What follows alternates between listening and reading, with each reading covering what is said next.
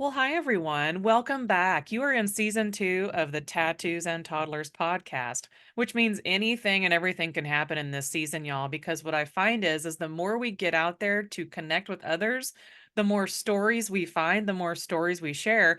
And this is why I'm here. I want to talk about people's lives. I want to talk about what it's like to run a business and do caretaking and have kids. And then, all in between all of this, we have super fun tattoo stories. So, hi, I'm Jen, your host today, and today I have Brenda, who is one of my guests today. So, Brenda, let's find out a little bit about you. Introduce yourself. Yeah, absolutely. Jen, thanks so much for having me on, and thanks for all your listeners for tuning in. So what am I about? I'm a business coach. I work with women entrepreneurs, but specifically, I like to say midlife women that are thinking about leaving their corporate job and have been thinking about entrepreneurship, but just don't know where to start, nervous about like, how do I replace my corporate income? I rely on this revenue coming through. I hear entrepreneurship is crazy busy, but I might be a mom. And I think the topic of today, like we're going to talk about caring for other people while juggling your business. Do I even want to, dip my toe into that field? So I love to help these women transition out of their corporate job and just make entrepreneurship super fun, super aligned to like what they want to be known for doing, their purpose, their values, their intentions, and obviously replacing their corporate income, because I don't want to see people have a dip, right, in their revenue, Yeah. in their wealth. I think women already in general just have we're in the wealth gap, we're in the pay gap.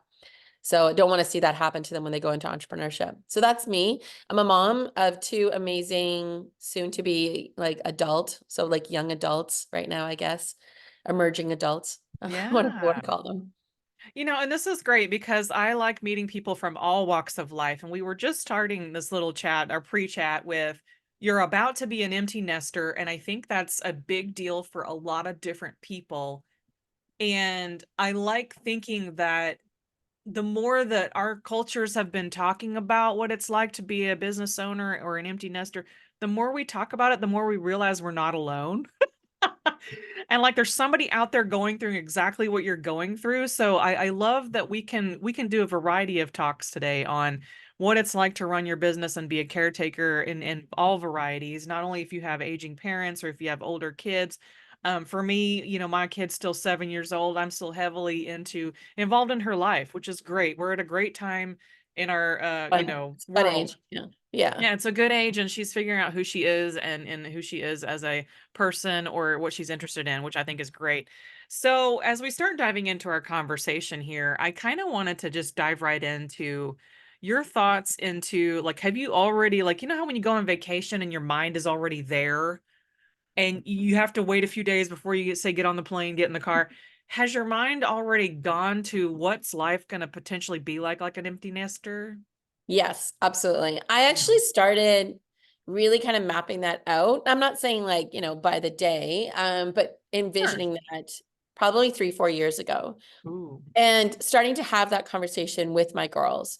Because, well, number one, I hear from a lot of friends, family, clients in my age, and going through sort of what I'm going through is, oh yeah, our kids are probably going to be living with us forever. And I was like, I better start talking about that with my kids right now, because where I live in my part of the world, Vancouver, Canada, it's very expensive to have a home and to maintain a home. Like, standard of living rate in Vancouver is astronomically high.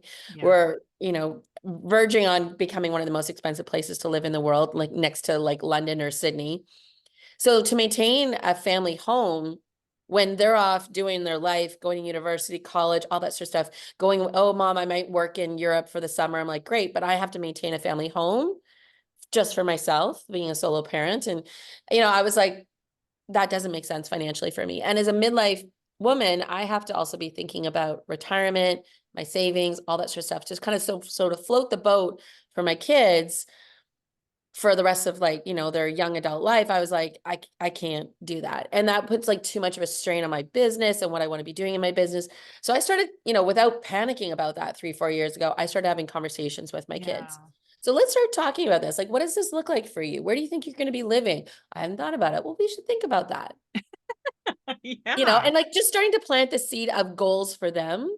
Not Yeah. to say the door is going to be locked and there's no going to be home, there's no home for you to come back to, but it's going to look a little different. And so we should just start thinking about that. And once they started thinking about it, then they were like, oh, well, I'm thinking about going here to school. And, yeah, I can get rid of this stuff. I don't need my kids' bed anymore. So it was like, there wasn't this rip the Band-Aid conversation off for everybody, which I think can become very emotional.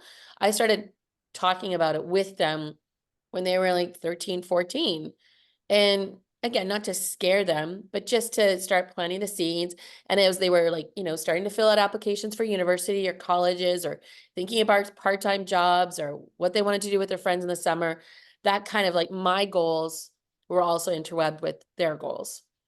So that was really helpful. I So think that's yeah, beautifully done. Well done. If you can need a hand clap today, because thanks. and recently I had a tour of my own life as a teenager because Mm. the movie The Crow came out over 30 years ago now, or Oh 30 yeah, years ago. right. So Yeah, I was 17. Like 17 was a pivotal moment for me and for everything you're sure. describing really. And it's not like I didn't know it was coming as a young one, but it's like Mm. your timeline and your sense of space and time is different when you're young. You're like, I'm gonna be, oh, 28 years is old. And I'm like, well, not really. Like Yeah. it's like, now that I've lived a little bit longer past 28, 29, I'm like, oh, well, it's not too bad. But that pivotal time in my life where you're making decisions on jobs or careers or education or whatever else you're looking to pursue as a young one. Relationships are so big, like as a teenager, right? Relationships. Young adult. Yeah, and I think that was the big thing because like even as I talk to my kids now, so what has happened, like, if we fast track to like, okay, it's 4 years later, 5 years Yeah. later, they're graduating from high school, they're going off to college, university, and I sold the family home. Ooh, yeah. I moved to a new place in Western Canada, Vancouver Island. Cost of living is far less than Vancouver. It means that my money that I'm making in my business, I can stretch further as far as retirement savings, paying off debts, putting into investments, those type of things. But also just to make that move, because some of my colleagues, friends have said, oh, how the kids handled like you selling the home. And like, they're cool with it. They knew this was coming. They Yeah. knew that this was the plan all along. And they got to weigh in on it and we got to talk about the timeline. It wasn't like, I'm doing this without your decision. Like they were involved in it over the last 3, 4 years.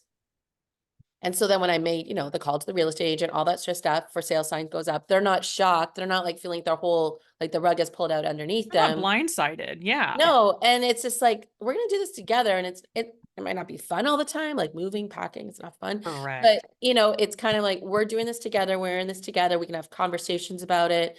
And for me, I didn't feel, because I've also heard this from some of my friends that are maybe like 5 years ahead of me in this journey, like their kids graduated earlier, still living at home, whatever, that you're kind of like a victim to your kids.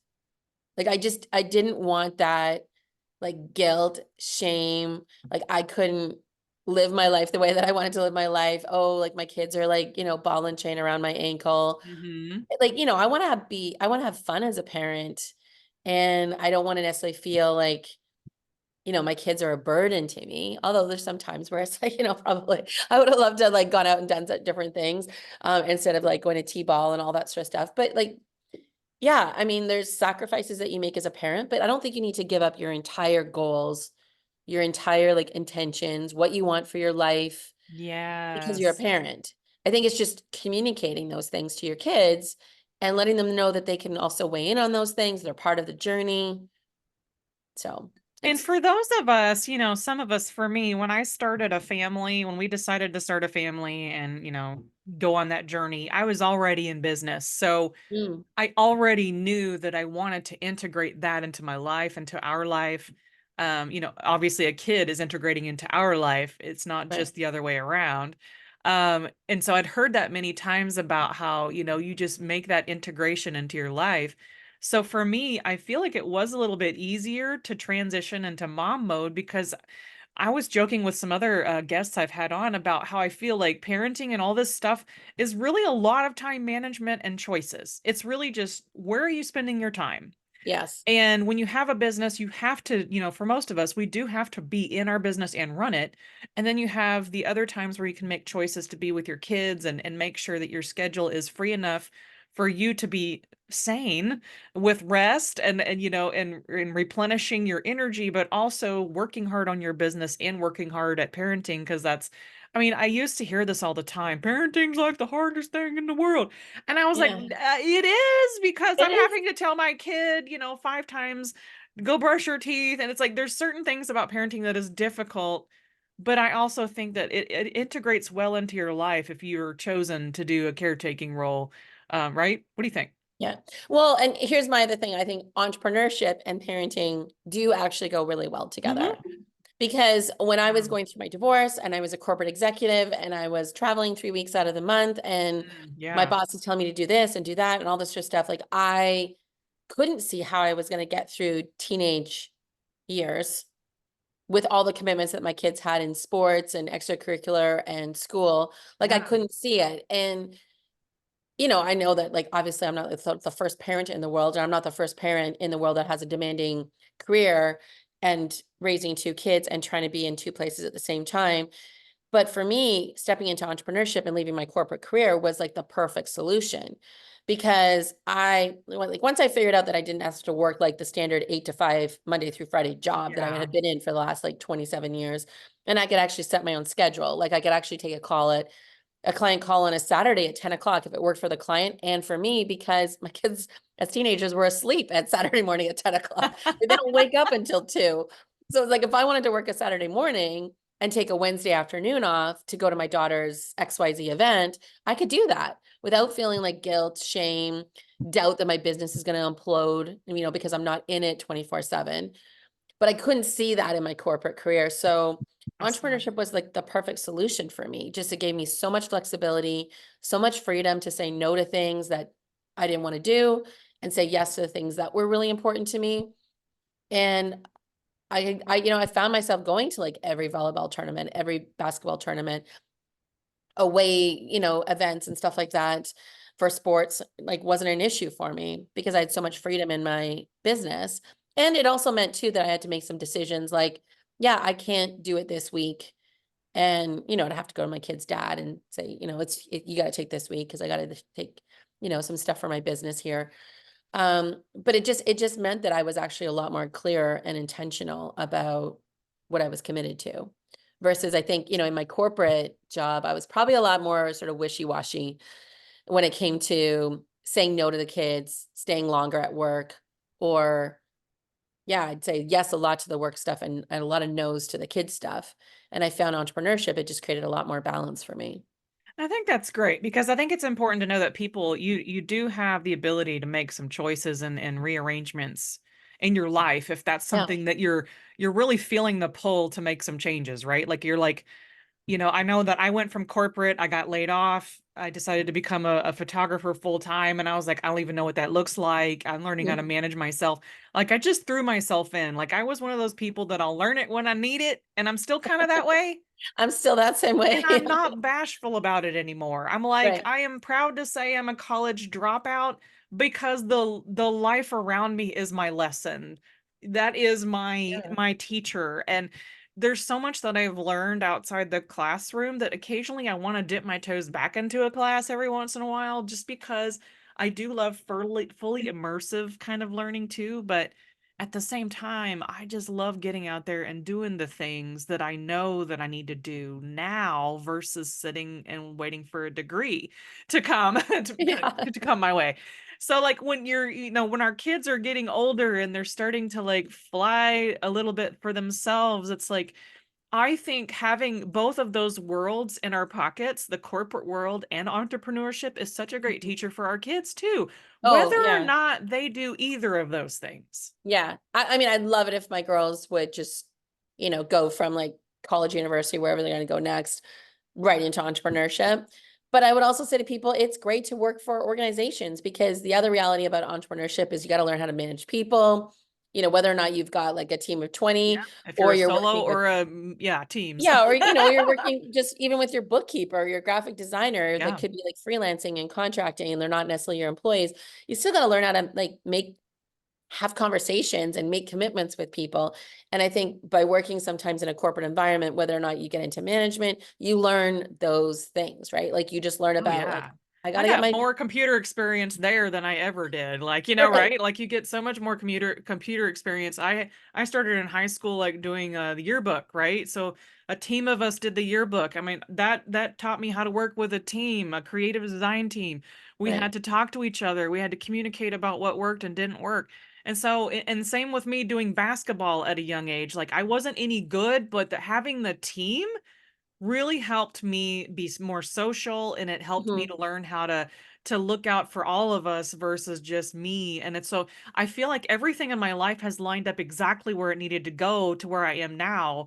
And I could see that happening for your kids too, right? Like everything is lining up just for them to go off to the place they need to go. Yeah, absolutely. Well, yeah, and sometimes, it takes age and wisdom to kind of reflect on Sure. that. Like in the moment, you might be like, why is this happening right now? Why did this Exactly. glitch or this moment of failure or mishap or, happen the way it did? And when you can look back at it and chart your journey, it's like, oh, that's exactly why it needed to happen. Or that's exactly what I learned from it. And then it, created this opportunity for me. So age and wisdom, I think also adds to that too, It right? Where it's does. It does. Like like, in here the moment, it's kind of like, why, this is I like doomsday, like I but said, I had to look back at my life. 30 years of my life just went, and I was just like, "Whoa, okay, what did I do in these 30 years? Oh, I had a lot happen." yeah. And so it was like, looking at Jen at 17 versus Jen at 47 was very, very Yeah. interesting to just take a minute and just breathe the fact that I've lived this long, I've gone through a lot, I regret nothing. There's so many different ways that I was brought up differently. My daughter's going to be brought up differently than me and my husband were, and there's a lot of different things that factor into our life decisions, whether we know it or not. But I think it's a beautiful thing when we can see that for what it is, but then we can also realize we still do have a choice, regardless of how we were brought up, regardless of our mindset right now, regardless of how we feel about ourselves right now. We have the ability to make some choices to lead us right into that next phase, whatever it Yeah. is, I the love next that. chapter. I love that whole stream of just consciousness that you just shared there. Like you talked about decision making and choices. And what I've realized for myself too at this stage in life with my business and where my kids are and like how I want to be like a mom for the next 5 years and the next 10 years in their life. Yeah. Because now it's different, right? Like I'm not showing them how to tie shoelaces and how to like, Yeah. clean up their room. It's like, okay, like there's gonna be some adult like decisions. Like, mom, should I like even like my daughter was like, moving out of residence and moving into a house and she had to sign a contract, right? With her three other roommates around renting a place. And she's like, I've never really reviewed a contract before. And is this right? And I'm like, I'll review it. And one of the other moms of the girls that was moving in, she's like a real estate developer. So she reviewed it too. And she's like, yeah, it's That's pretty cool. solid.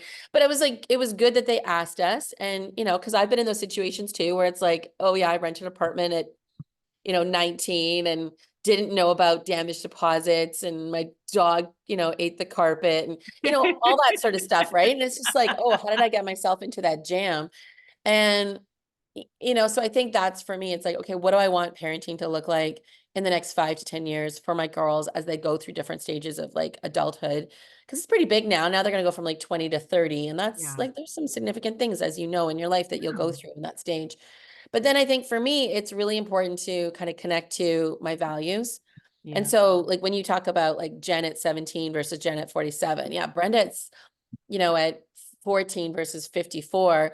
I don't even know if I knew what values were at 14. Like I kind of, you know, came into values by way of, again, mishaps or unfortunate situations, like a friend doing something that like affected me and me going, I'll never do that to my friends again. Yeah. So those type of things form values, but it was sort of more out of duress or, again, like a hardship situation. I think one of the things that I started realizing kind of where you're at in your age, but like maybe around 47, 48, is that I could actually define my values now, like intentionally, not because of something bad happening, but because of like, hey, it's just a nice sunny random Monday and I'm going to choose how I want to live my life and choose how I want to spend my time and who with. And I'm going to do it based off of these four values. And so once I sort of started articulating what my values were, then I brought that into my business. I brought that into my relationships. I did a lot of like reassessing of, again, who I was spending time with, what we were Yeah. doing together. Yeah. If someone said, hey, I want to go out, I don't know, like day drinking, like for the next 4 Saturdays, I'd be like, Yeah, I used to do that, but I don't know if I really want to do that now. And nothing about like there's nothing wrong with that. And I'm not trying to like persecute anyone that's listening on the podcast. But it was for me, it was like physically, I just like couldn't keep up with that anymore. So it's like, okay, well, what do I value instead? I value like, I don't know, like going for a walk on a like going for a hike on Saturday with like a clear head and Yeah, meet me at the lake or something. Let's yeah, take a so walk it in was just nature or but I got, but I think what I realized is that I could now choose those things versus like yeah. saying yes to something that I never wanted to say yes to, then feeling bad about it, hating that person for making them do it to me, like all that The stuff. Like it's like, cycle, yeah, the cycle yeah, of like those you kinds of just don't need things. to do that anymore. Like at this Yeah. stage in life, like you've kind of gone through all those things, the peer pressure, the wrong job, whatever, the bad People boss, pleasing. people pleasing, perfectionism, all that stuff. And now you get to say, you know what, line, I'm crossing, I'm Yeah. stepping into this new. So I love that part of like midlife and what does parenting look like? What does like running my business look like? What does it mean to be a daughter to like my parents? Like all that stuff I get to choose now. And it's really empowering. So I just put that out there for your No, listeners too. I love that because this is what this podcast is all about is we're we're we're letting our stories shine in a way that people can learn from us. People can learn from our choices, our mistakes, our successes, everything about. And before we move on to the next little point here, I had to throw in the fact that last week, speaking of things thrown your way, Hmm. last week I had to reschedule this podcast with you because I had a screw in my tire and I had just come off a 3-day weekend of just nothing but work, work, work. And work to me is like super socialization. I had a table at there was probably 50 to 70,000 people at this event over the My weekend. And gosh. I was always at my table. If I had an assistant, I had assistants helping me so I could go back and forth and go to the bathroom, that kind of thing. And so I was consistently trying to meet new people and talk to people. And then I go to sit and look at my tire and I thought it was a rock and it ended up being a screw that was wedged in this weird angle that I felt like at any time this thing could blow. Yeah, no, not a good What y'all situation. don't know is that like the Saturday before that is my husband had a blowout on on his tire on a bridge with no shoulders. So he was very stressed out about that. And so Monday I was on high alert, and then so I had to reschedule, and then I rescheduled it for today, or we rescheduled it for today. And guess Yeah. who is here today? And it's the roofers that are over here pounding on the roof right now, putting in a whole new roof from the storm damage a couple of weeks ago. Right. Um, which is really great because I wanted to bring that up because real life happens whether you like it or not. And Yes. it's like whether you are ready, whether you are not ready. I think we can always learn from each other, especially in these hard times when things are happening to somebody else and you can reach out to them and say, "Hey, thinking of you today," or "Hey, Mm. I'm so sorry this happened to you. Do you need anything?" Um, the amount of people that I've had in my life kind of like reach out to make sure I was okay, versus me texting behind the scenes, not on social media, but like, "Oh my gosh, this has just happened," blah blah blah. But the fact that I love what's happening today is the rebuilding of something that was destroyed. And I'm gonna kinda add in a little story of what happened with our tree in the back, because our tree broke into pieces, like, big limbs were shattered, and my In husband was this in like, this recent storm. Yeah. yeah, literally, so this last week, about all the same time all this is happening, right? This is all happening, this is real time, y'all, real time. So, the guy comes over to start taking the tree down, and I was heartbroken because this is our tree. It's been with us for 19 years, and it Oh was gosh, there yeah. in the house before, this house has been here for 30 years, but the 19 years that we had this tree, it gave us shade, it gave us, I put my wind chime on it, I buried my cat underneath it, stuff like Mm. that. And he starts hacking it down, and I was like, "I'm really kinda sad for a second." Oh But then yeah. I go outside, and as an artist that I am, I go outside and I see 3 out of 4 of the tree trunks are in the shape of a heart. And Oh, I said, that's all I needed to know is that regardless of when the storms come, regardless if your fence and boundaries fall down, yeah. regardless if the roof of your head is completely old and shattered and torn, I think the root of all this is love can rebuild you right back up. And I felt like that needed to be talked about today too, about these hard things that we've gone through. It's just the root of it all. Even though my tree is hacked all the way down to stumps, that's a visual reminder for me that love is built here. Love is rooted here in myself and in our Awesome. family here. Um, did I'm you glad have you shared that. anything? I'm I was glad that gonna you shared say, that. Well, just like I'm like, "Whew." I'm I glad you know. feel that you felt like you wanted to share that story. It totally reminded me as soon as you started talking about it. Now I'm gonna forget the author's name, but I read the book over and over and over again to my Yeah. kids when they were little. The Giving Tree.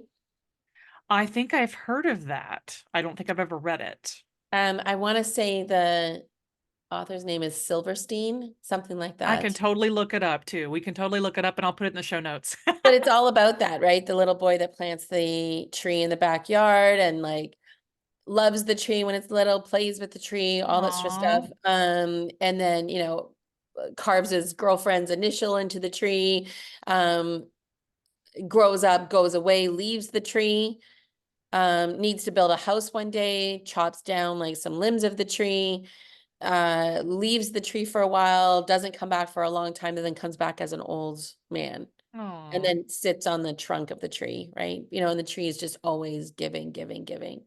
I So, think that's so wonderful because that's definitely a good additional representation of what things in our lives can mean. yeah. And I love that. And speaking of things in our lives, Yes. and in longevity is tattoos. Okay. All right. Love it. Because, as we're coming to the close of our conversation, I know it goes by Yes. so quickly, y'all. I am so sorry. I could do Brenda, I'm going to have you back again. It's all right.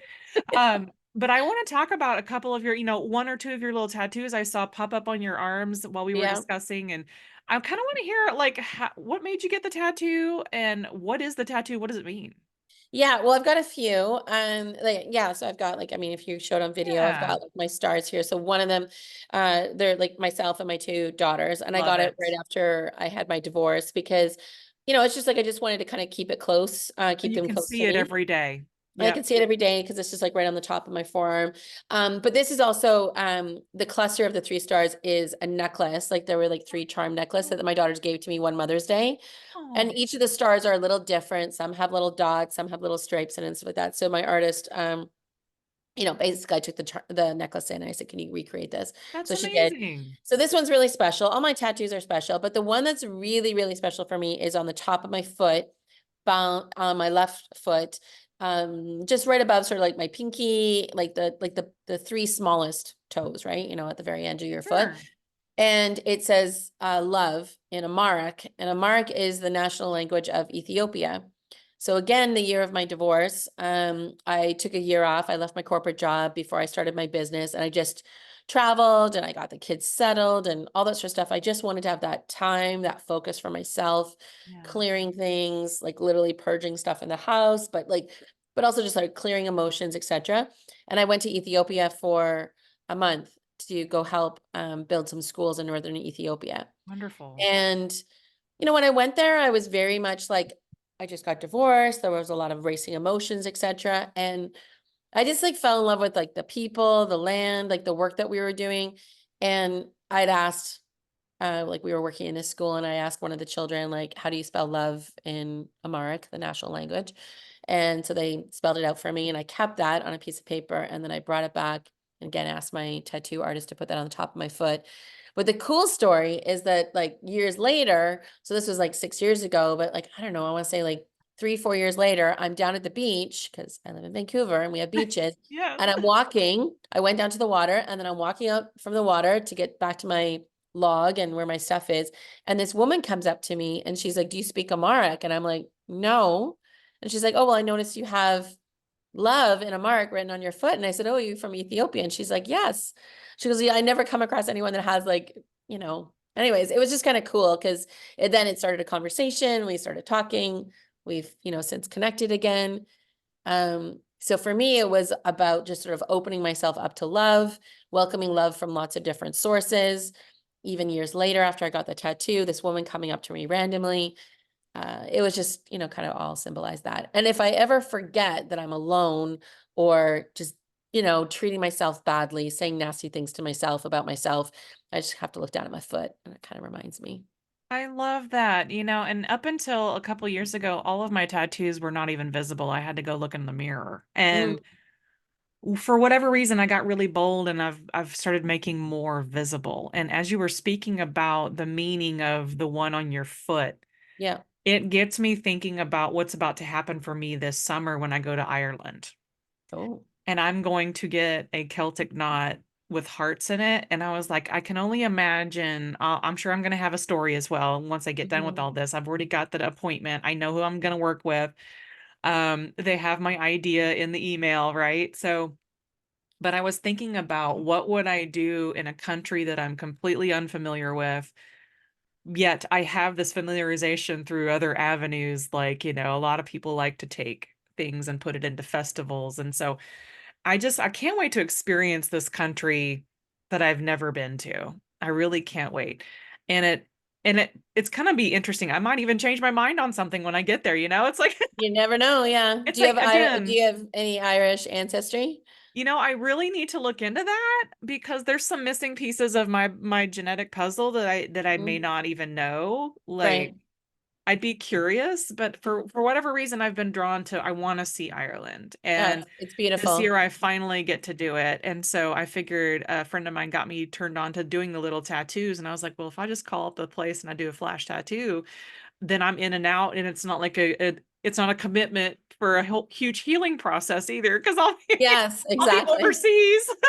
Yeah, you don't want to be dealing with like band-aids and all that sort of stuff. Oh yeah, oh yeah. So this is going to be an interesting summer, and I'm sure I'll come back again to talk about the newer tattoos and Very what the cool. stories behind those. And so as we close out today, what do we want to leave people with today when they're thinking about making leaps into new things, or they're looking at, maybe redefining what they think success is, all this other stuff. What should we leave them with today to think about? Value. What's important to you? Like, Yeah. what do you stand for? What do you want to be known for? Right. And maybe you've been known for other things in the past. You can change that. You can rewrite that right now, claim it for yourself. And if you are stuck in indecision, what you value helps guide you. And it doesn't necessarily mean that you need to make these monumental decisions today. Just take an action today in any shape or form.